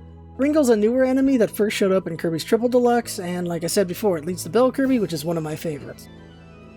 Chapter 8. Kirby vs. King Dedede. Ooh, I wonder what this chapter is about. Chapter 8 starts with what's going on with King Dedede and the Woodkeeper. Turns out they could of course hear the bell, and the Woodkeeper is freaking out. He's screaming and raving it's the end of the world while hiding. This of course annoys King Dedede and he yells at the Woodkeeper to shut up. We also learn King Dedede still hasn't had a single Stardust fruit yet, but the Woodkeeper says it's not possible anymore since it's the end of the world now. King Dedede doesn't understand and the Woodkeeper reminds him about the bell. Once King Dedede remembers what the Woodkeeper told him, he gets excited because he wants to fight the Master and take their Stardust Crystal, which surprises the Woodkeeper. The Woodkeeper is so shocked they don't stop King Dedede when he makes the Woodkeeper come with him and light the way so he doesn't trip on anything. While traveling, the Woodkeeper thinks to himself that King Dedede is way too much of a simpleton and he's gonna have a rough time with King Dedede. He's also, of course, very much worried about this legendary demon that can burn all of Dreamland. But he sticks with King Dedede because maybe he's strong enough to win this thing. Eventually, King Dedede gets annoyed with how poorly the Woodkeeper is keeping up, so King Dedede says Waddle Dee is more useful and takes the flashlight. At that moment, the Woodkeeper steals himself. He decides to take advantage of the situation. He's going to steal the Stardust Crystal instead during the fight and become a very rich man. So he catches up and says he believes in King Dedede and takes the flashlight back, and they go deeper into the woods together. So this is an interesting moment with this random character. First he gets shocked from the bell, then shocked by King Dedede wanting to rush in, and then he's able to find his resolve and decides he's going to steal the Stardust Crystal first. Good for him! Too bad he's dealing with King Dedede. Back with Kirby's group, Broom Hatter reveals that they are protecting a treasure related to the Stardust Fruits. During this, we learn the Frog Kids have about 100 Stardust Fruits in their sack at the moment. That's a lot! So I need to read this part out because wow. Kirby asks with his eyes sparkling, I wonder what's that treasure that's related to Stardust Fruits? An extra large Stardust Fruit? Or maybe a super extra large Stardust Fruit? No, it's called Stardust Crystal. Though... Broom Hatter was about to explain, but Kirby couldn't hear as he was lost in thought with the idea of an ultra super deluxe extra large Stardust Fruit. Stardust Fruits are very yummy, but being way too small is its drawback. It'll be wonderful if there's like an ultra super deluxe extra large Stardust Fruit. You know, the crystal I said is... How big would it be? As big as a melon? A watermelon? I'm sure it's as big as those balls from sports festivals. Amazing! Oh, that does it. Broom Hatter gave up explaining. Kirby is such a silly boy, but I love him anyway, of course. So Broom Hatter moves on to explaining his family has been using the legend of the Master to scare people away. The Master was a protector of the treasure and the forest. The bell was used to wake him to fight evildoers, but eventually they disappeared and no one knows why. Broom Hatter and Ringle's families aren't meant for combat, so the legend was the best way they could do something about the situation. This fortunately has worked out for generations, and then Kirby showed up. Midnight commends them and their family for their duty and service, and this makes Broom Hatter happy. But Kirby's got a one-track mind, so back to more dialogue reading. Kirby said while minding the inner part of the building, Hey, show me the Ultra Super Deluxe Extra Large Stardust Fruit too! Huh? Ultra Super Deluxe? No, there's no such thing. Lies! You were talking about nothing but that just now. Don't try to beg the question. You're misunderstanding. The treasure we're continuing to protect isn't an extra large Stardust Fruit, but something called the Stardust Crystal. Wait. Meta Knight stopped. He glared at the door and continued. Something is coming. I feel a presence. A presence? Everyone strained their ears. At once they could all hear it. With thud, thud, thud, the sound of footsteps as if the ground is shaking is getting closer. Along with a buoyant voice, he's saying, Yeehaw! Waddle Dee shouted, That's His Majesty's voice! I knew he was wandering the forest all by himself. Before Meta Knight could finish his sentence, King Dedede showed himself. Kuroda and the others quickly pointed the flashlight at him. King Dedede and the Woodkeeper pushed through the light and into the building, and then both groups were pointing their lights at each other. King Dedede then recognizes and calls out Kirby, Meta Knight, and Waddle Dee. We get an image of King Dedede pointing at Kirby, Waddle Dee, and Meta Knight while the Woodkeeper is pointing the flashlight at them and confused by the situation. Yeah, he has no idea who these people are. So of course, I need to read what happens next because oh my god! Mid-sentence, the king realized something. So that's it! You're all after the Stardust Crystal! You think I would be beaten to the punch? Filled with animosity, King Dedede clenched his fist. Waddle Dee jumped up. Please hold on, Your Highness. I hear what we had to say. I won't hand over the crystal to y'all. Completely blinded by greed, he rushed at Waddle Dee first. Wah! Waddle Dee avoided the attack as if he was rolling. Your Majesty, I said please hear what we have to say. Be quiet. Hand over the crystal. Settle down, King Dedede. Meta Knight was the one to call out to him. However, even his voice couldn't cool King Dedede's anger. You scamp, Meta Knight. Curses, the crystal is mine. King Dedede jumped up and was ready to trample Meta Knight. Meta Knight nimbly dodged and pulled out his sword. Waddle Dee shouted, You can't turn your sword towards His Majesty, sir. Relax. I'm not actually gonna fight him. We should just cool him off. Hand over the crystal. With an agile movement unbefitting his huge body, King Dedede tries to grab at Meta Knight. He may not have his favorite weapon, the hammer, with him, but the greed-stricken king is formidable even when unarmed. Shucks. I expected no less, King Dedede. Meta Knight dodges the attack with his best effort. As he watched the intense battle, Kuroda became bewildered and muttered, This somehow turned really ugly. Now this is our chance. Carolina lifted up the sack crammed with Stardust fruits. Let's make a run for it while we're fighting. Carolina, these fruits are ours. The three went towards the doorway with soft steps. The one to notice their movement was Kirby. "Oh wait, where are you all going?" "Kirby noticed. Let's hurry and run!" Carolina and the others started running. Kirby promptly shook the bells in both his hands and called them to stop. "I said wait! Are you gonna take the Stardust fruits away? That's mean!" When Kirby shook his bell strongly in anger, a sound reverberated loudly. The extra loud tone directly hit Kuroda and his siblings, and they fell on the floor as if they tripped. "Huh?" Kirby looked curiously at his bells. "The tone was lovely when it rang a while ago. What was that just now?" Then Broomhatter yelled, "Ringo's bells could also be a weapon. If you ring it with the mind to battle, you can attack your opponent like now!" "Okay, what a convenient bell." The trio was knocked out on the floor, and thus there wasn't any fear of them escaping anymore. In that case, there is just one opponent, King Dedede. Overwhelmed by the greed-stricken king's vigor, Meta Knight is driven to the wall. "I'm your opponent, King Dedede!" Jumping down before King Dedede, Kirby rang the bell loudly. King Dedede covered his ears and turned around. "Stop that! It's so noisy!" "You stop attacking!" Kirby shook his bells more and more strongly. The timber gushing forth became a powerful weapon and blew King Dedede away. "Cripes! What is this weird weapon?" "I don't really know it either, but it's strong, right?" "Don't use it so rashly if you don't know it."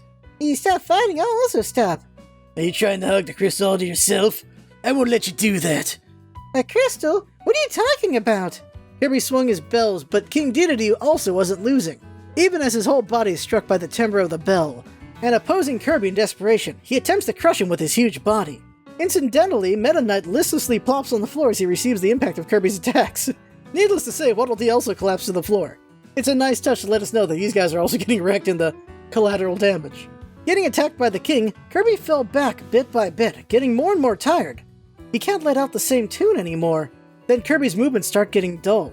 Realizing that, King Dedede raised both his hands as if to deal a finisher. "Eat this, Kirby!" Using all his strength, the king struck at Kirby with his fists. Wah! Kirby drew in right away. With it, a strange thing happened. Kirby's body completely fit inside his bell on his head, similar to when a hermit crab draws its body back into its shell. The fist that the king swung down struck the bell. Boom! Ah! King Dedede jumped up as he swung down on the hard bell with all his strength.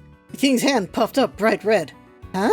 Curled up inside the bell, Kirby tilted his head in confusion. "I must have been hit, but it doesn't hurt at all." "Oh, I see. The bell guarded for me. This copy ability sure is amazing." Blowing on his swollen hands, King Dedede is jumping up and down with tears in his eyes. It appears to have hurt quite a lot. With the tables turned, Kirby jumps up out of the bell and shouts with full vigor. "Have at you, King Dedede! This is the final blow!" We get an image of Kirby swinging the bells and King Dedede crying out in fear and shock. This is why I love Bell Kirby. It's so strong and it has strong defense too. It's so good, it's so strong. Not as broken as sound, but it's still a good power. From the handbell Kirby's clutching, an extra loud sound wave gushed forth. Ugh! Even King Dedede is unable to guard with his swollen hands. His body slammed against the wall and slowly dropped down.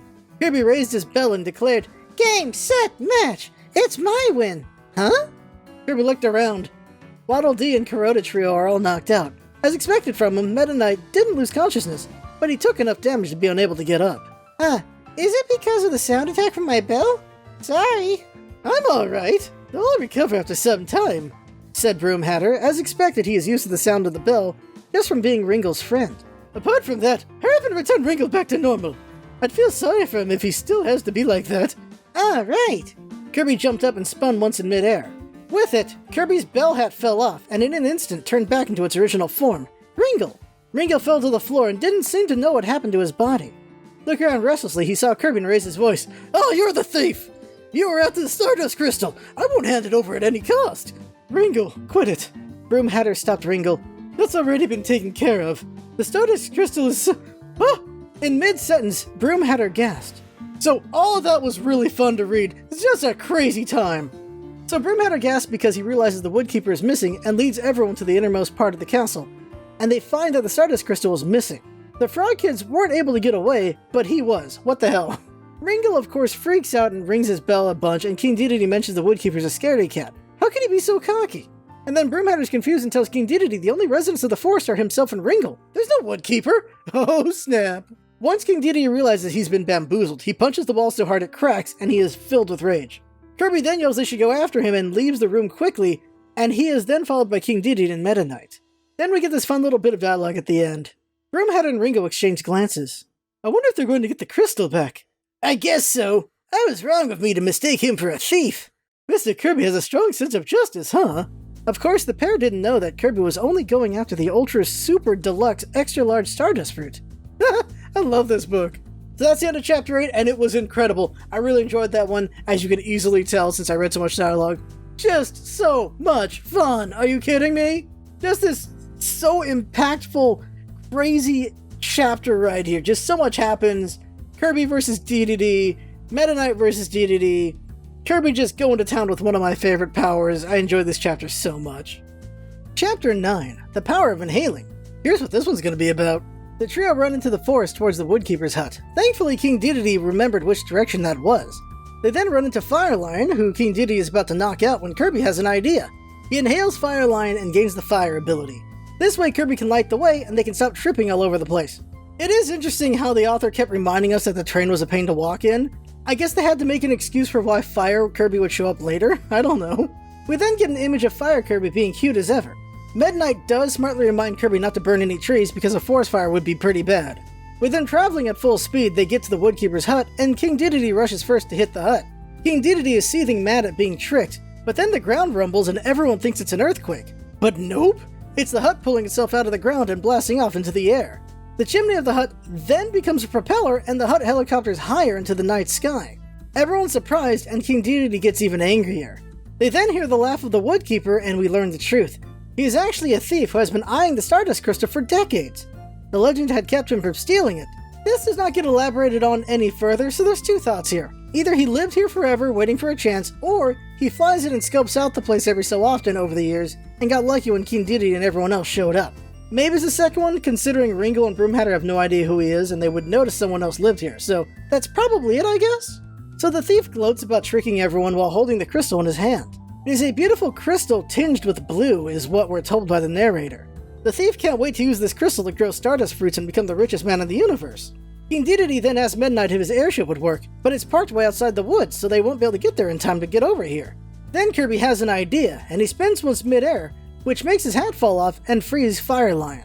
Firelion then runs away scared, as they should, because are you kidding with this situation?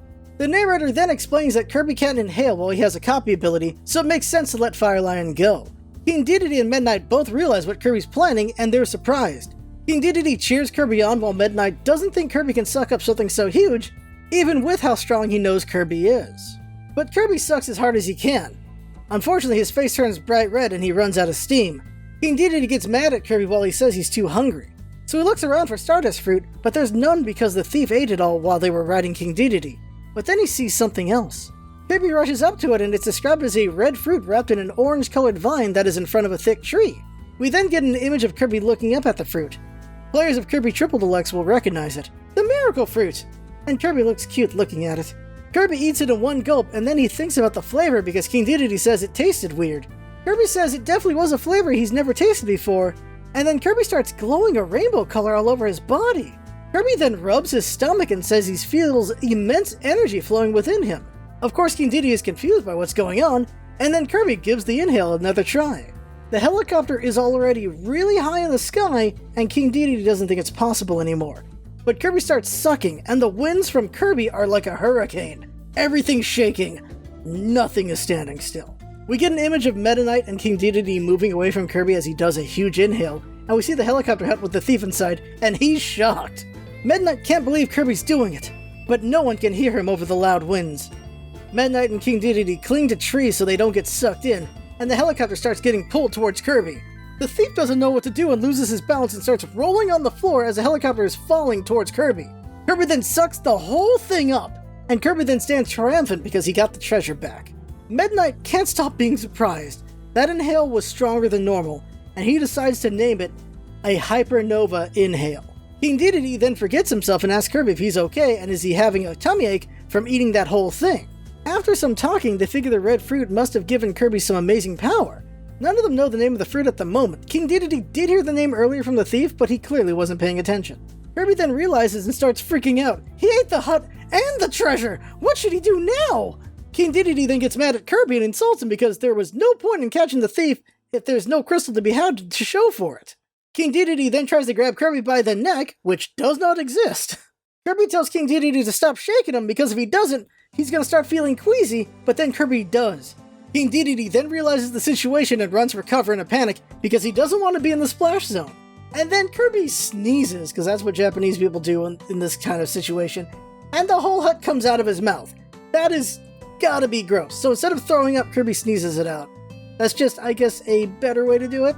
After that, Kirby stops glowing and the hut is a wreck and unable to fly anymore. The thief dizzily walks out and falls to the floor. King Dedede runs over and he's about to give the thief a pounding, but Meta Knight stops him. The old man has already taken enough damage. The thief then tells them he doesn't want the crystal anymore, he doesn't want any more trouble, and then he crawls away into the forest. Kind of a grim ending for that guy right there. So 2 books in a row, Kirby does insane damage to the antagonist of the story. King Dedede still wants to beat him up, but again, Meta Knight stops him and convinces him it's not worth pursuing. The guy's taken enough damage. You gotta stop, King Dedede. Now I want to read the rest of this chapter because Kirby is so silly and so pure and I love it so much. Kirby regained his energy as the two were talking. He bounced to his feet and started running towards the hut. Yippee! The treasure! The treasure! It's a Hyper Ultra Super Ultimate Extreme Deluxe Supreme Extra Large Stardust Fruit! Raising both his hands, he sprints into the hut. Having realized this, Dedede jumped up and went after him. Wait, Kirby! I won't hand over the crystal to you! Calm down, you guys. Having no choice, Meta Knight also went inside the hut. The Stardust Crystal was placed on the table inside the hut. It's about the same size as Kirby. It's glowing blue from the inside and is sparkling. The light is so beautiful that it seems not of this world. Meta Knight then lets out a sigh of admiration. So this is the Stardust Crystal. What mysterious radiance. It appears you inhaled it without thinking. Yep, I guess I inhaled it without a thought. Kirby smiled from ear to ear and opened his mouth wide. Although it's not as big as a sports festival balls, and can't really call it Hyper Ultra Super Ultimate Extreme, still it's way bigger than an ordinary Stardust Fruit. What? Meta Knight was bewildered and tried to stop Kirby. Stop, Kirby. That's not the Stardust Fruit. Why, it's not even a food. I inhaled it with the hut back then, so I couldn't know how it tasted, this time for sure. Stop. Time to dig in. We get an image of Kirby triumphantly holding the Stardust Crystal. It just looks like a big crystal berry, really. Kirby opened his mouth wide. Stop, you son of a gun! King Dedede couldn't prevent him in time either. Kirby inhaled the Stardust Crystal, with a grandiose choking. So that ends Chapter 9. It is fun seeing the villain get absolutely wrecked and become repentant. Kirby having a ton of power is very fun too, so of course, he's so silly trying to eat a crystal, and right in front of the others. I love this so much. It's another fun chapter. Kirby just being OP, Kirby being a silly boy, everyone knows how to react to it. That's just always fun for me, I really enjoy that. Chapter 10 is the last chapter to wrap things up, and it's called Kirby is a Hero? Why is it being asked with a question mark? So the long night is about to end and everyone meets up at Kuroda Hideout. There everyone learns from Broomhatter that Kirby ate the Miracle Fruit and it's been called that for a long time. We then learn from Meta Knight that he heard it normally grows on Floralia, the floating continent. Ooh, references to Triple Deluxe, yay! Meta Knight then wonders if there's more mysteries in the forest. Potentially foreshadowing future books for this forest, but as far as I know, they never come back to this place. Waddle Dee shows concern for Kirby's stomach, but he assures Waddle Dee it's fine. But then this funny dialogue happens. Yeah, with all that we went through to catch the thief, the important treasure was, you see... Kirby suddenly became sullen and glared at the Stardust Crystal placed in the corner of the room. I thought it was an Ultra Super Ultimate Deluxe Extra Large Stardust Fruit, and sucked up even the helicopter for all that. Evidently the treasure was that rock. I feel so let down. Don't call it a rock, Broomhatter chided him. Stardust Crystal is Gloomy Wood's precious treasure. We're really thankful that you brought it back. Hey, why are you thanking him only? Don't forget my role as well, King Dedede interjected. Broomhatter and Ringo spoke in one voice. Your role? Weren't you only made a fool of by that thief? Shut up. I outwitted the phony woodkeeper by pretending to be fooled and caught him with my style. Distorting the truth to suit him best is his forte. King Dedede softened his voice and continued. You should present me with a reward for that reason. How about just a fragment of the Stardust Crystal? King Dedede ardently gazed towards the crystal. No way, Jose! In a panic, Broomhatter swung his broom. The crystal must not be taken out of Gloomy Woods at any cost. Quite so, said Meta Knight. If that crystal is misused, it could cause a conflict. Something like that should be guarded inconspicuously within the quiet forest. How silly. Like Kirby, King Dedede became sullen. From now on, me and Broomhatter will guard the crystal. I ask you all to keep that fact that the master isn't here a secret, said Ringo. Of course, we won't tell anyone. A happy ending, right? Said Waddle Dee with a smile. However, King Dedede's grumble doesn't stop there. What's so happy? In the end, I didn't get to eat a single Stardust fruit. Ah, you're right. You guys ate some, right? Yes, sire. Just 2. Crud, like heck I'll forgive you. To think you, a subordinate, had no regard for me, the king, and ate some. I'm sorry. But then Kuroda tells King Dedede he can have all the fruits in the sack they gathered. His siblings are shocked, but he tells them he's changed his mind. He wants to be a fair and great hero like Mr. Kirby. His siblings happily accept his new declaration. So King Dedede greedily grabs the sack and plans on eating it all himself. Midnight tries to guilt-trip King Dedede over it, but he ain't budging. But then Kirby takes the opportunity to snatch the sack out of King Dedede's hand, and we get an image of Kirby cutely doing that. The hut then shakes as King Dedede and Kirby run around, and this hurts Kuroda's pride a little since he just said he wants to be a fair hero like Kirby. After some funny running around, Kirby opens the sack and gets dejected and throws it to the floor. Turns out they took too long and the sun has risen. All of the fruits have rottened. Waddle Dee confirms this fact and frowns while closing the sack. Midnight reminds everyone the fruits only last one night, and Kirby has a little boy tantrum on the ground. King Dedede says at least he had some, while complaining that he didn't even get one, and this makes Kirby stop being a brat. King Dedede then sits and orders Waddle Dee to get him some food, but then he remembers he has a means to get food from Chef Kawasaki, whose food is better than Waddle Dee's. King Dedede tells Waddle Dee they're going to go to Chef Kawasaki's and eat whatever they want. Then Midnight remembers and asks if King Dedede saw his card that he dropped a couple days ago. King Dedede feigns ignorance at first, and Midnight tells him to not use it if he does find it because the consequences would be bad. King Dedede asks, how bad? And well, the card is called Super Premium All-You-Can-Eat Card, but then Kirby hops up in excitement when he hears about the card. We learned that Midnight helped the Universal Restaurants Association and they gave him the card as a reward. But he doesn't like all-you-can-eats, so he never uses it, which Kirby thinks is a waste and he should have it. But Midnight tells him no, only the owner can use it. If anyone else uses it illegally, there are dire consequences. So they keep beating around the bush for a little bit about the consequences and scaring King Dedede, and then finally Midnight tells us the consequences. If a fraud uses it, they have to pay back 100 times the fee.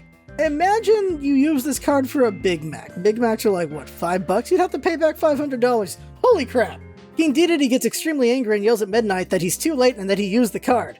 Midnight tells King Dedede that they have no choice but to pay the debt. The Universal Restaurants Association will chase him to the ends of the universe, and they'll have all the chefs in the universe after him. That is a heck of a problem for King Dedede right there, since he loves food so much. So Waddle Dee asks his king how much he ate, and the king whispers it to him. Waddle Dee turns pale and says they can't pay that. They don't have that kind of money. So King Dedede says Waddle Dee will have to get a job to pay it off. Poor Waddle Dee. Meanwhile, Kirby pleads with Meta Knight to get him a card. Then we get an image of King Dedede ranting and crying at Waddle Dee, while Kirby is doing the same thing at Meta Knight. Also, Ringle and Broomhatter are nervously watching this in the background. Kirby then asks Meta Knight to cause trouble for the association so he can solve it and get a card. Meanwhile, Waddle Dee is telling King Dedede they'll have to sell all the furniture and outfits, and so on, and King Dedede doesn't want to do any of that. Waddle Dee then says they'll have to start eating only chazuke for dinner. Chazuke is a simple Japanese dish where you pour green tea, dashi, or hot water over cooked rice. Usually this is a meal you have with whatever leftovers you have on hand, so you would put leftovers like meat or veggies with it, and historically this was something only servants ate, from the Edo period. Then, King Dedede and Kirby cry out in unison, and I have to read the last lines of the book. Covering his ears, Broomhatter said to Ringle, "Their voice is way more than your bell, yeah. I lost faith in myself." Kirby and King Dedede's shouts are carried by the fresh morning breeze, and spread beyond the gloomy woods.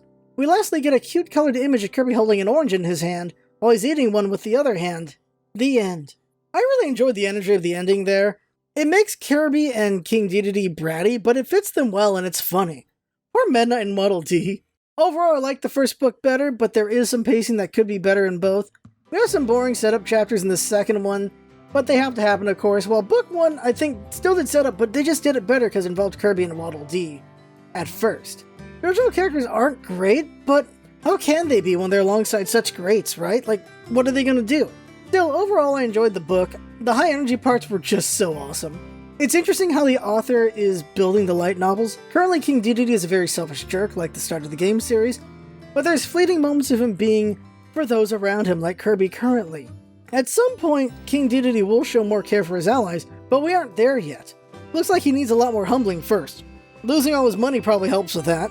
It's also interesting to hear mentions of Feralia, which is where Kirby goes for Kirby's Triple Deluxe. So evidently this story takes place before that game.